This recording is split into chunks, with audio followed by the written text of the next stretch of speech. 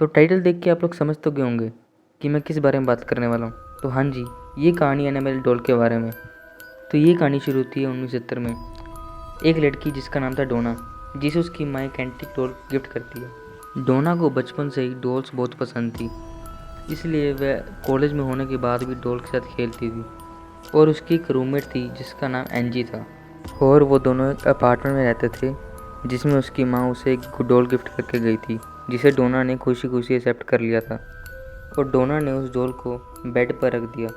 थोड़ी देर बाद वो दोनों देखते हैं कि वो डॉल अपनी जगह से मूव कर रही है। जब वो डॉल को एक कमरे में रख कर कॉलेज जाती थी तो घर लौटकर वो देखती थी कि उस डॉल की पोजीशन बदल गई है, और धीरे धीरे करके ये चीज़ें और भी बढ़ती गई। कुछ हफ्ते बाद ये घटना थोड़ी और भी ज़्यादा डरावनी होने लगी। डॉल की पोजीशन बदलना उन लड़कियों के लिए एक आम सी बात हो गई थी।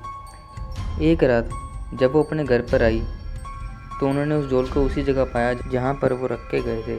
पर डोना को कुछ अजीब सा महसूस हो रहा था, और तब उसने जब डॉल को ध्यान से देखा तब उसे पता लगा कि डॉल के ऊपर खून लगा हुआ है। इस घटना के बाद वो दोनों लड़कियां बुरी तरह से डर गई। तुरंत ही उन दोनों ने एक पैरानॉर्मल इन्वेस्टिगेटर को बुलाया। तब उस पैरानॉर्मल इन्वेस्टिगेटर ने बताया कि इस डॉल के अंदर मरी हुई बच्ची की आत्मा है, जिसका नाम एनाबेला हिगिंस था।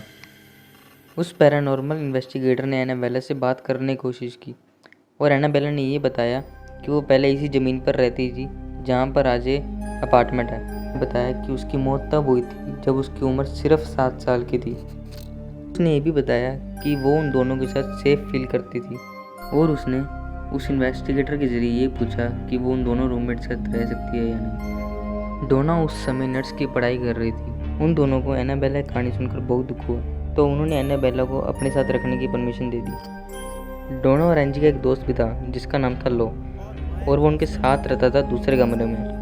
लो का कुछ और ही कहना था, उसे वो डॉल शुरू से ही पसंद नहीं थी।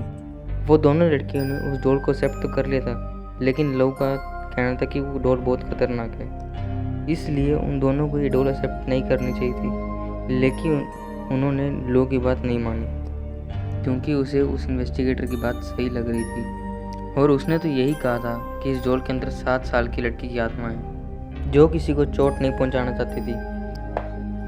पर डोना को ये नहीं पता था कि उसकी बात जल्द ही गलत साबित होने वाली थी। तो आपको क्या लगता है कि आगे क्या हुआ होगा?